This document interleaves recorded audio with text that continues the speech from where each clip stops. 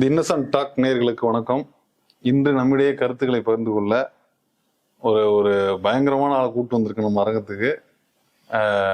மூத்த பத்திரிகையாளர் நக்கீரன் தாமோதரன் பிரகாஷ் அவர்கள். வணக்கம் சார். வணக்கம் சத்யா. எப்படி சார் இருக்கீங்க? நல்லா இருக்கு சத்யா. ரொம்ப நன்றி. நம்ம அரங்கத்துக்கு என்னோட சின்ன சேனலுக்கு வந்து பேட்டி கொடுத்தது ரொம்ப நன்றி. சின்ன சேனல்லாம் இல்லை, அது பெரிய சேனலா வரப்போகுது. ரொம்ப நன்றி சார். இப்போ விஜயோட டெல்லி விசிட் என்ன சொல்லுது? ஏன்னா போயிட்டு 2 நாள் ப்ரோக்ராம் 1.5 நாள்லேயே கிளம்புறாருன்னு நினைக்கிறேன். மோடியை வந்து அதுவும் 10 நிமிஷம் தான் பார்த்தாரு. எனக்கு அதுவே டவுட்டாக இருக்குது, 10 நிமிஷம் என்ன பேசியிருப்பாங்க அப்படின்னு சொல்லிட்டு. என்ன நடந்தது சார் டெல்லி? என்ன பிளான் நடந்துச்சு? என்ன போட்ட பிளான் படி நடந்துச்சா இல்லை பாதிலே திரும்பி வந்தாங்களா? இல்லை, எனக்கு என்ன இந்த விசிட்டோட டவுட் என்னன்னா, அவர் வந்து 10ஆம் தேதி வாக்கில் பதவி ஏற்றாரு. உடனடியாக அவர் டெல்லி விசிட்டுக்கு பிளான் பண்ணாரு. ஆனால் போல சரி வெயிட் பண்ணி போறாரு. எந்த அமைச்சரையும் கூப்பிட்டு போல. அதுக்கு பதில் பாத்தீங்கன்னா மேக்கப் மேனை கூட்டின்னு போறாரு. அது அவசியமா என்ன? அது யார்? அவர் சும்மா ஒரு இந்த ஆக்சுவலா இந்த மீட்டிங் எதுக்குன்னு தெரியல. ஒரு நன்றி சொல்ல போறாரா இல்ல பதவி ஏற்றிருக்காரு, மாநிலத்துக்கு புது முதலமைச்சர் வந்திருக்கிறாங்க, ஓகே நான் வந்துட்டேன் இனிமே பார்த்து பண்ணி கொடுங்க அப்படின்னு சொல்றதுக்கு வந்திருக்காரா? அது இல்லாம விக்கு பாத்தீங்கன்னா மாறி இருக்கு. இப்ப இங்க வந்து ஒரு மாதிரி முடிய கழிச்சு போட்டு ஒரு பரட்டை விஜயா இருப்பாரு. அங்க கொஞ்சம் ஒழுக்கமான விஜயா போறாரு.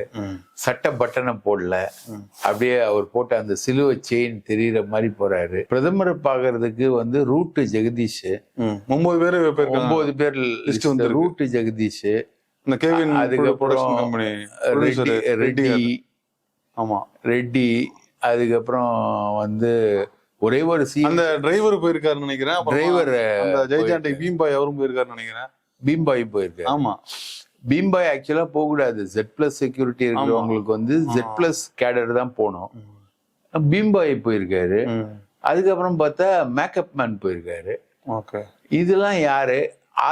இங்க இருந்து இல்ல இதை பார்க்கணுமா என்ன? அது அவரோட வசதிக்கு இல்ல இதுக்கு கூட்டு போறாரு, அதை நம்ம கவனிக்கணுமா என்ன? ஆமாங்க, ஒரு டெலிகேஷன் போறாங்கன்னா தமிழ்நாடு சம்பந்தமான கோரிக்கைகளை வந்து கொடுக்குறாங்க அப்படின்னா, அப்போ ஒரு தமிழ்தாய் வாழ்த்து சம்பந்தமா வந்து தமிழ்தாய் வாழ்த்துக்கு ஒரு ஆர்டர் போட்டிருக்காங்க. வந்தே மாதரத்தை முதல்ல பாடுறாங்க, அதுக்கப்புறம் ஜனகணமன பாடுறாங்க, அதுக்கப்புறம் தமிழ்தாய் வாழ்த்து பாடுறாங்க. இது 3 தடவை 4 தடவை நடந்துருச்சு. தமிழ்தாய் வந்து 3ஆவது இடத்துக்கு போயிட்டா அப்படின்றாங்க. அதுக்கான விஷயங்களோட அந்த கோரிக்கைகள் தமிழ்நாட்டுக்கு எவ்வளவோ நிதி வந்து வரல. பிரைம் மினிஸ்டர் ஸ்ரீ திட்டம் இருக்கு, PM ஸ்ரீ திட்டம் இருக்கு. ஒரு 250 மீனவர்கள் கிட்டத்தட்ட கச்சத்தீவு அந்த பகுதியில் பிடிச்சி வச்சுட்டு படகுகளை பிடிச்சி வைக்கிறாங்க. முன்னாடிலாம் கொலை பண்ணிடுவாங்க, இப்போ கொலை பண்றது இல்லை, அதை பிடிச்சி வச்சுக்கிறாங்க. இது சம்பந்தமா பேசணும். அப்புறம் மேகதாது அணை கட்டுறாங்க. மேகதாது அணை கட்டுறாங்க. அந்த மேகதாது அணை கட்டியே தீர்வுன்றாரு. இப்ப அங்க முதலமைச்சர் மாறுறாரு. யார் மேகதாது அணையை கட்டியே தீர்வுன்னு சொல்றாரு, அவரு தான் இப்ப முதலமைச்சர் ஆகுறாரு. அவரோட இவர் கூட்டணி வச்சிருக்காரு அந்த கட்சியோட. ரைட்டுங்களா? அதை பேசணுமா? எவ்வளவு பிரச்சனைகள் இருக்கு. கர்நாடகாவோட இருக்கக்கூடிய காவேரி வாட்டர் டிஸ்பியூட்டு, மேகதாது அணை, சிங்களர்களுடைய தாக்குதல், மீனவர் பிரச்சனை, மத்திய அரசு வந்து நிதி கொடுக்காதது, PM ஸ்ரீ திட்டம், கல்விக் கொள்கைகள்ல வந்து 3 மொழி வந்து அமுலாகுதுன்னு அண்ணாமலை திடீர்னு ஒரு பாம்பை போட்டுக்கிட்டு இருக்காரு. இந்த மாதிரி தேவையில்லை, ஒரு ஃபார்மாலிட்டியான சந்திப்பு மாதிரி தானே தெரியுது. இல்லைங்க, இப்ப எடுத்தோடனே நம்ம வந்து அந்த ஃபார்மலா ஒரு சந்திப்பா இருந்தாலும் பேசுறாரு. அப்புறம் ஏன் நிதி அமைச்சரை போய் பாக்குறாரு? உள்துறை அமைச்சரை ஏன் பாக்குறாரு? உள்துறை அமைச்சரை பார்க்கும்போது சட்டம் ஒழுங்கு பிரச்சனை இருக்கு. சட்டம் ஒழுங்குல வந்து உள்துறை அமைச்சரை பார்க்கல நினைக்கிறேன். அமித்ஷாவை பார்க்கலங்க. உள்துறை அமைச்சரை பாக்குறதா ப்ரோக்ராம் போட்டிருக்காரு. ஓகே, உள்துறை அமைச்சரை பாக்குற ப்ரோக்ராம், நிதி அமைச்சரை பாக்குற ப்ரோக்ராம், அப்புறம் வந்து ராகுல் காந்தியை பாக்குற ப்ரோக்ராம், சோனியா காந்தியை பாக்குற ப்ரோக்ராம், இதெல்லாம் போட்டுட்டு தான் போறாரு அவரு. இதுக்கு மேக்கப் போடுறவனும் ரூட்டு ஜெகதீஷும் அந்த ரெட்டிகாரும் இவங்கெல்லாம் எது கூட்டிட்டு போகும்போது கொஞ்சம் லுக்கா கொஞ்சம் டீசெண்டா ஒரு நல்ல. அப்போ அவர் சினிமா ஹீரோல இருந்து வெளியில வரல. இன்னும் சினிமா ஹீரோ தானே. ஷூட்டிங்கு போகும்போது விக்குகாரனை கூட்டிட்டு போவான், மேக்கப் ஆர்டிஸ்ட கூட்டிட்டு போவான், அவனை கூப்பிட்டு போவான், இவனை கூப்பிட்டு போவான். இவர் வந்து முதலமைச்சர்ல இப்போ அட்லீஸ்ட் ஒரு ஆலோசகர் ஏதாவது கூட்டு போயிருக்கணும். ஆலோசகரை கூட்டு போன ஒரே ஒரு சிஎம் செக்ரட்டரி 1 மட்டும் போயிருக்காரு. அவர் மட்டும்தான் அந்த பெட்டிஷன் எடுத்துன்னு போயிருக்காரு. அதை வச்சு போய் பிரைம் மினிஸ்டர் பாக்குறாரு. 10 நிமிஷம் தான். அதுவும் ஆமா சொன்னப்ப அதுவுமே சர்ச்சைக்குள்ள இருக்குது. 10 நிமிஷம் தான் பேசுனாங்க. நீங்க சொல்ற ப்ராசஸ் படி பார்த்தா அது 10 நிமிஷத்துல இதெல்லாம் பேச முடியாது. 10 நிமிஷம் என்னதான் பேசியிருப்பாங்க ரெண்டு பேரும் என்ன பேசிருப்பாங்க? 2 பேருமே பேசாத ஆட்கள். வெளியில பேச மாட்டாங்க. ஆமா, உள்ளுக்குள்ள என்னதான் பேசியிருப்பாங்க 10 நிமிஷத்துல? அது பயங்கர நல்லா இருக்கியா அப்படின்னு அவர் வந்து இப்போ அமித்ஷா வந்து பார்க்க மாட்டேன்ட்டாரு. அவர் மகாராஷ்டிரா சிஎம். அது என்ன காரணம்? மத்த 3 பேர்லாம் பாத்துருக்காரு. மகாராஷ்டிரா சிஎம் பாத்துருக்காரு, கேரளா சிஎம் எதிர்கட்சி, அவரு எதிர்கட்சி காங்கிரஸ்காரரு, அவரை பாத்துருக்காரு, எல்லாரையும் பார்த்திருக்காரு. ஆமா, இங்க வந்து பார்க்கல. அப்படின்னும் போது என்ன பிரச்சனை சொல்லியிருப்பாரு அவரு? ஜோசப் விஜய்ங்கிறதுனால பார்க்கலையா அவரு? அப்படி இல்ல. அதுக்கு இவங்க என்ன பதில் சொல்றாங்கன்னா, விஜய பாக்குற அதிர்ஷ்டம் வந்து அமித்ஷாக்கு இல்ல. ஆஹா, அப்படி வராங்க. ஓகே, விஜய பாக்குற அதிர்ஷ்டம் அமித்ஷாக்கு இல்ல. இதுல என்னடா அதிர்ஷ்டம்? அவரு என்ன ரசிகரா இல்ல ரசிகர் மன்ற தலைவரா இல்ல யார் அவரு? அவர் வந்து இந்தியாவுடைய உள்துறை அமைச்சர். அவர் வந்து பார்க்க முடியாதுன்னு சொல்றாரு, ரெஃப்யூஸ் பண்றாரு. ஏன்னா இவர் வந்து காங்கிரஸ் இன்டேக் மினிஸ்ட்ரியுடைய தலைவர். இத்தனைக்கும் அவர் காங்கிரஸ் சீஃப் மினிஸ்டரே பாக்குறாரு அவரு. ஆமா, அதான் கேரளா காங்கிரஸ் சீஃப் மினிஸ்டர். அது ஒரிஜினல். இது வந்து அட்டாச்ட், போலி, நடுவுல அட்டாச்மெண்ட் வந்திருக்கு. அதனால இவர் வந்து அதை விரும்பல. சரி, இப்போ இதோட இப்ப இந்த இங்க தமிழ்நாட்டில் நடக்கிறத வச்சு நம்ம கனெக்ட் பண்ணி பார்த்தோம்னா, அதிமுகல இருந்து இப்ப எம்எல்ஏக்கள் வந்து ராஜினாமா பண்றாங்க. ராஜினாமா பண்ணிட்டு நேரா சட்டசபையிலேயே போய் தாவேக்கால இணையறாங்க. ஆதவ அர்ஜுனா பாக்குறாங்க, புசியானந்த பாக்குறாங்க. இது ரொம்ப விசித்திரமா இருக்குது. கட்சி வேலைகளை வந்து இப்ப தலைமை செயலகத்திலே பார்க்க ஆரம்பிச்சுட்டாங்க. அதிமுகல இருந்து எம்எல்ஏக்கள் ராஜினாமா பண்ணிட்டு அதில் போய் சேர்றாங்க. இது வந்து சட்டமன்ற வளாகத்துல நடக்கிறதே ஒரு பெரிய ஆச்சரியமான விஷயம். வரம்பு மீறல் தானே இது? வரம்பு மீறல் டோட்டல். குதிரை பேரத்தோட உச்சகட்டம் இது. இது எல்லாத்தையுமே பண்றது ஆதவ அர்ஜுனா தான். இந்த பிரைம் மினிஸ்டர் வந்து டெல்லிக்கு போறது, அவரோட அப்பாயின்மெண்ட் வந்து ஒரு பாஷ்யம் பில்டர்ஸ்னு ஒரு அபினேஷ்னு ஒரு ஆளு. அவரு தான் வந்து ஏற்பாடு எல்லாம் பண்றாரு. அவர் வந்து ஜெயின் ஷாவுக்கு பார்ட்னர். அவர் தான் எடப்பாடி அமித்ஷா சந்திப்பி, அந்த முகத்தை மூடிட்டு வர சந்திப்பியை ஏற்பாடு பண்ணவர் வந்து அபினேஷ் தான். அந்த அபினேஷ் தான் இதையும் எடப்பாடி போன் பண்ண பார்க்க முடியாது. அமித்ஷா அந்த அளவுக்கா இருக்குது. எடப்பாடி அமித்ஷா மீட் பண்றதுக்கு ஒரு மீடியேட்டர் தேவையா? ஆமா, அப்படியா? கண்டிப்பா தேவை. எடப்பாடி மகன் மேல ஒரு கேஸ் இருந்தது. அந்த கேஸை வச்சுதான் கூட்டணியே வந்தது. அந்த கூட்டணி சம்பந்தமா பேசுறதுதான் நைட்டோட நைட்டா போயிட்டு 3 கார் மாறி நான் வந்து அங்க போறேன் இங்க போறேன்னு போய் சொல்லிட்டு, நான் வந்து தமிழ்நாடு இல்லத்தை திறக்க போறேன் அப்படின்லாம் சொல்லிட்டு போய் வந்து ஈவினிங்ல வந்து அமித்ஷாவை பார்த்துட்டு வரும்போது முகத்தை மூடிட்டு வந்தது. இது எல்லாமே அபினேஷோட ஏற்பாடு. அதே அபினேஷ் தான் அமித்ஷாவோட விஜயோட சந்திப்பையும் ஏற்பாடு பண்ணியிருக்காரு. ஓகே, ரைட்டுங்களா? அந்த அபினேஷ் ஹேண்டில் பண்றது வந்து ஆதவ் அர்ஜுன் ரெட்டி. அந்த ஆதவ் அர்ஜுன் தான் வந்து இப்போ இந்த கட்சி தாவல் வேலையெல்லாம் செய்யறாரு. ரைட்டுங்களா? எல்லாரையும் கூப்பிட்டு அது எப்படி நடந்து இல்ல, அதாவது இப்ப வந்து இது செக்ரட்டரி சொல்லியிருப்பாங்க, சார் இந்த கட்சி வேலைகளை இங்க செய்யக்கூடாது, சட்டமன்றத்தில் செய்யக்கூடாதுன்னு சஜஷன் கேட்டிருப்பாங்க. அவங்க கூட சொல்லியிருப்பாங்க. அதே மாதிரி அப்ப தெரிஞ்சதான் பண்றாங்களா? தெரிஞ்சதான் சார். கீழே வந்து சபாநாயகர் இருக்கார் சார். சபாநாயகர் கிட்ட ராஜினாமா கடிதம் 3 கொடுத்துட்டு அப்படியே மேல வந்துடுறாங்க. அப்படியே ஃபர்ஸ்ட் ஃப்ளோருக்கு போறாங்க. ஆதவ் அர்ஜுனாவை பார்த்து கட்சியில சேர்றாங்க. இம்மீடியட்டா கட்சியில உறுப்பினர் கார்டு பிரிண்ட் ஆயிருக்கு. எப்படி? அது இல்ல, அது ஒரு சந்தேகம் தான். இல்ல ஒரே நாள்ல எப்படி அது பிரிண்ட் ஆயிருக்கும்? ஒரே நாள்ல இல்ல, இவங்க சேர போறாங்கன்னு தெரியாதுல்ல. இப்ப ராஜினாமா கொடுக்க போறாங்கிறது ஓகே. வந்தோடனே எப்படி கார்டு கொடுக்க முடியும்? கார்டு கொடுக்க முடியும். அதே அடுத்த நாள் ஒருத்தர் சேர்றாரு, இசக்கி சுப்பையா. அவர் இங்க சேரல, உஷாரா கூட்டின்னு போயிட்டு வேற இடத்துல நம்ம புசியானந்த பார்த்து சேர்றாரு. ஆதவ் அர்ஜுனாவோட அவர் சேரல, இவரோட சேர்றாரு. இப்போ 4 கணக்கு ஆகுது. அப்போ இதெல்லாமே வெல் பிளான்டு டிராமால. ஒரு கட்சியில இருந்து நீங்க வந்து ஆதரவு கேட்டு போகும்போது ஸ்டாலினை சந்திக்கிறீங்க, வீரமணியை சந்திக்கிறீங்க, எல்லாரையும் சந்திக்கிறீங்க. நீங்க நேரா போறீங்க, இந்த மாதிரி சந்திக்கிறாரு. CV சண்முகத்தையும் நம்ம SP வேலுமணியும் சந்திக்கிறாங்க. சந்திச்ச உடனே அவங்கெல்லாம் வந்து பல்ட்டி அடிச்சுட்டு இப்போ வந்து எடப்பாடி தான் பெரிய தலைவர்னு சொல்லிட்டு எடப்பாடிக்கு எதிராக கொடுத்த லெட்டரை வாபஸ் வாங்குறாங்க. அவங்களுக்கு எதிராக எடப்பாடி கொடுத்த லெட்டர் வாபஸ் பெறப்படுது. கட்சி தாவல் தடுப்பு சட்டம் நிறுத்தப்படுது. அப்படி கட்சி தாவல் தடுப்பு சட்டத்தின் கீழே புகார் செய்யப்பட்டவங்களை நீங்க வந்து பாக்குறீங்க.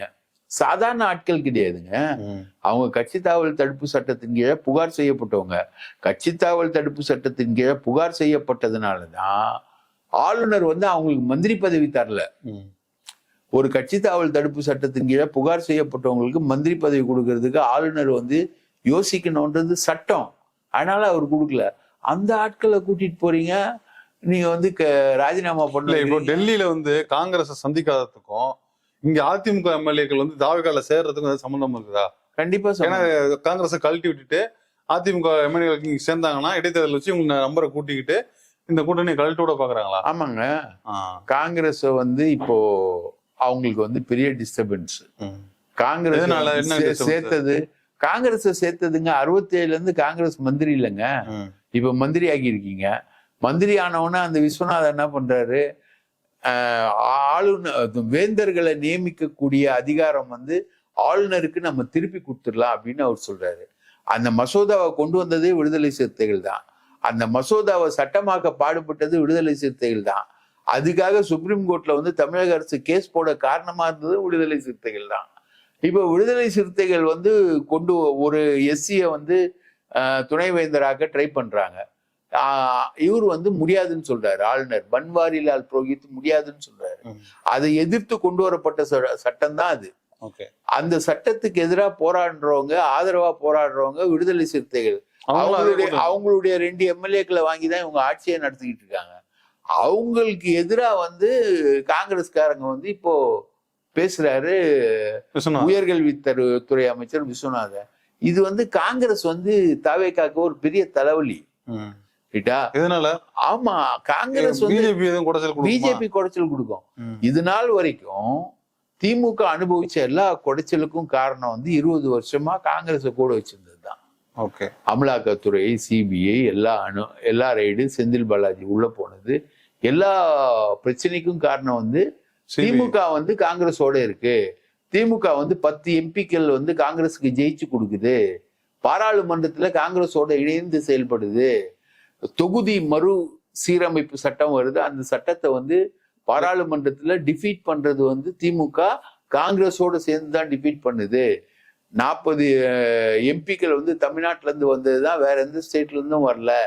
இதே இந்த 20-30 எம்பிக்கள் வந்து நமக்கு ஆதரவு கொடுத்திருந்தாங்கன்னா நம்ம சந்திரபாபு நாயுடுவையும் தேடி போக வேண்டியதில்லை, நிதிஷ்குமாரையும் தேடி போக வேண்டியதில்லை.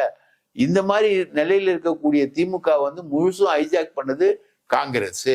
அந்த காங்கிரஸ் திமுகவுடைய முதுகுல குத்திட்டு இப்ப தாவேகா பக்கம் போயிடுச்சு. ரைட்டுங்களா? அப்போ தாவேகா தான் வந்து காங்கிரஸை வந்து ஆதரிக்குது. உண்மையான காங்கிரஸ் வந்து எங்க கூட தான் இருக்குன்னு தேர்தல் பிரச்சாரத்திலே சொல்றாரு. பிரவீன் சக்கரவர்த்தி முன்னாடியே உட்காந்து தாவேகாவோட அலைன்ஸ் பேசுறாரு. ரிசல்ட் வந்த ஈரம் காயறதுக்கு முன்னாடி இவங்க போய் ஆதரவு தெரிவிக்கிறாங்க. அதனாலதான் வந்து பாஜக வந்து நீ 108 தான் இருக்க, 107 தான் இருக்க, உனக்கு வந்து ஆட்சி அமைக்க வக்கு இல்லைன்னு கவர்னர் மூலமா சொல்லுது. பாஜகவோட பாலிடிக்ஸ் அப்படி போகுது. அப்போ இந்த காங்கிரஸோட பாலிடிக்ஸ் 67ல இருந்து காங்கிரஸ் இல்லாத மாநிலத்துல காங்கிரஸ் வருது. கேரளால காங்கிரஸ், தமிழ்நாட்டுல காங்கிரஸ், தெலுங்கானால காங்கிரஸ், கர்நாடகால காங்கிரஸ், ஆந்திராவை தவிர எல்லாமே காங்கிரஸ். அப்படின்னா திரும்ப முளைவிட்டு காங்கிரஸ் வளர்றதுக்கு ஒரு பெரிய பேஸா வந்து சவுத் இருக்கு. அதுல முக்கியமா தாவேகா இருக்கு அப்படின்றதான் இவங்களுக்கு. இது பிரதமர் வந்து பயங்கர கழுப்படுச்சிருக்காரு விஜயோட இந்த காங்கிரஸ் அலையன்ஸை பத்தி ரொம்ப கிண்டலா பேசி. அதனாலதான் சந்திக்காம வந்துட்டாரு சோனியா. அதனாலதான் மிரட்டி விட்டாரு அவர் பிரதமர். மிரட்டி விட்டதுனாலதான் அமித்ஷா வந்து சந்திக்கிறத மறுத்த உடனே இவங்களுக்கு சிக்னல் கிளீனா தெரிஞ்சிச்சு. காங்கிரஸை வச்சிருந்துட்டு இனிமேல் பட்டு பிஜேபி வந்து நம்ம கிட்ட நல்லபடியா நடக்காது. விஜய்க்கு வந்து சிபிஐ கேஸ் இருக்காங்க. ஆமா, அந்த கரூர் கேஸ் இருக்கு. அந்த கேஸ்ல விஜய் குற்றவாளின்னா என்ன பண்ணுவீங்க? விஜயை கைது பண்ணோம்னா என்ன பண்ணுவீங்க? சென்ட்ரல் கவர்மெண்ட் கைது பண்ணுதுன்னு வைங்களா, எப்படி நம்ம அரவிந்த் கெஜ்ரிவால் முதல்வராக இருக்கும்போது கைது பண்ணாங்களோ, ஜார்க்கண்ட் முக்தி மோர்ச்சா வந்து கட்சி தாவல் தடுப்பு சட்டத்தின் கீழே சிபு சோரனை கைது பண்ணாங்களோ, அந்த மாதிரி விஜயை வந்து பிஜேபி கைது பண்றதுக்கான வாய்ப்பு அதிகம். ரைட்டுங்களா? ஒன்றும் இல்லை, கரூர் சம்பவத்துக்கு காரணம் விஜய் லேட்டா வந்தது தான். இன்னும் அந்த அறிக்கையை சிபிஐ விசாரணைக்கு எடுத்து விஜய 3 முறை விசாரிச்ச அறிக்கையை வந்து சிபிஐ சுப்ரீம் கோர்ட்ல தாக்கல் பண்ணல. அந்த அறிக்கையில வந்து விஜய் குற்றவாளின்னு தாக்கல் பண்ணிட்டாங்கன்னா அண்ணன் தீகார் ஜெயிலு, அதுவும் இந்த வெயில் காலத்துல தீகார் ஜெயில் எப்படி தெரியுமா இருக்கும்? அங்க வெஸ்டர்ன் டாய்லெட்லாம் இருக்காது, ரைட்டா? இல்ல அந்த அளவுக்கு போகுமா என்ன? அந்த அளவுக்கு போகும். விஜயை தூக்கி அவங்க உள்ள வச்சாங்கன்னா மைலேஜ் இன்னும் விஜய்க்கு கூடாதா? விஜய்க்கு என்ன வேணா கூப்பிட்டு போட்டோம், மைலேஜ் எலெக்ஷன்ல தானே வரும் மைலேஜ். அது வரைக்கும் அந்த த்ரெட்டை கொடுத்தோம்னா அடுத்த பார்லிமெண்ட் தேர்தல்ல விஜய் வந்து பிஜேபி கூட வரலாம்ல. அதுக்கான நெருக்கடியை வந்து பிஜேபி தரலாம்ல. அதுக்கெல்லாம் வேலையும் பார்க்கலாம்ல. அமலாக்கத்துறை உள்ள இறங்கும், சிபிஐ உள்ள இறங்கும், விஜயோட சொந்தக்காரங்களை எல்லாரையும் நோண்டும். இப்ப பினராயி விஜயனுடைய மகளை நோண்டிக்கிட்டு இருக்கு, இடி நோண்டிக்கிட்டு இருக்கு. அந்த மாதிரி விஜயோட சொந்தக்காரங்களை நோண்டினா விஜய் எங்க போவாரு? சேர்த்து வச்ச சொத்து என்ன, இதுல வேட்பு மனுவுல காட்டின சொத்துன்னா எவ்வளவு மறைச்சிருக்காரு, அவர் மேல இருக்கக்கூடிய வழக்குகள் என்ன, எல்லாத்தையுமே நோண்ட ஆரம்பிச்சாங்கன்னா விஜய்க்கு நிலைமை என்ன ஆகும்?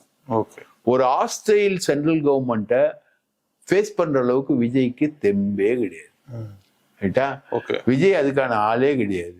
அவரு பாவம் மேக்கப் போட்டு விக வச்சுக்கிட்டு சும்மா ஒரு இதை காமிச்சிட்டு கையை காமிச்சிட்டு வர்றதுதான் அவரு. அவரு பிஜேபியுடைய பி டீமா தான் வந்தாரு, ரைட்டா?